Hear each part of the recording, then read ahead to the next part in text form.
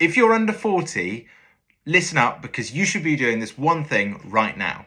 If you're under 40 and you've never owned a home, stick around because this video is for you. My single golden nugget for you is that you should put £1 into a lifetime ISA if you haven't already got one open. So you just need to open it with a single pound right now.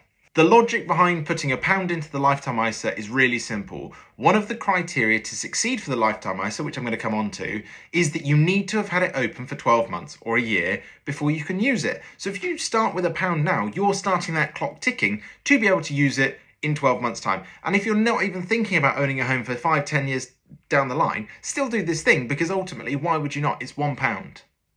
Going back a step, a lifetime ISA is designed to help you save for a deposit to enable you to purchase your first property. The government give you 25% on top of your contribution, up to £1,000 from them, meaning the maximum contribution every single tax year is £4,000. So starting off with £1 right now, you're going to get a free 25p from the government. Right now, you're in the golden nugget period. And why do I say that? Because ultimately, we're right at the end of the tax year and right at the beginning of the next tax year. So you've got until Friday to contribute £4,000 to get a free £1,000 from the government. But after Friday, you can contribute another £4,000. So effectively, you can get £2,000 in the space of a week from the government. Even better, if you've got a partner that you're looking to potentially buy a property with, or even just for them personally, they should be doing that too, if you can afford to. And then they get another £2,000. So between the two of you, in the space of a week, you could have £4,000 from the government. Here are the quickfire rules of what you need to know to understand whether this may actually be suitable for you or whether it might not be. As I've already said, you've got to have held it for 12 months before you can utilise the lifetime ISA. You cannot have owned a property before. Interest that you earn inside the ISA, whether it's invested in stocks and shares or whether it's cash, is completely tax-free. If you withdraw the money for any other reason other than buying first-time property or retirement planning, that's a separate video that I'm going to come on to in a separate reason, all that jazz.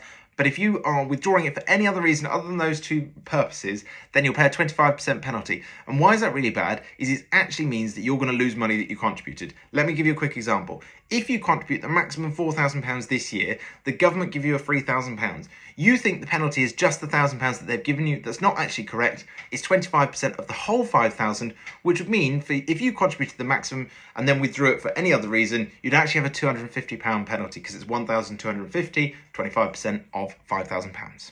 Therefore, because of the penalty and how astronomical it is, you have to make sure that this is suitable before you actually consider doing this for any reason. So make sure you do your research.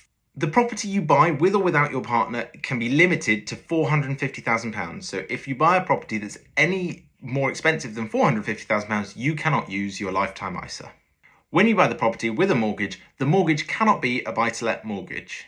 My personal big risk warning is do not open one if you cannot afford that penalty. So you might need this money for any other reason than a deposit. However, as the premise of this video says, most people could probably afford to lose a single pound. Therefore, open one with £1 if you think you might want to buy a property in the future. Why would you not do that? As always, follow me for more tips on how to make smarter investment decisions, save a little bit of tax along the way, and of course, feel a little bit more confident with your money overall.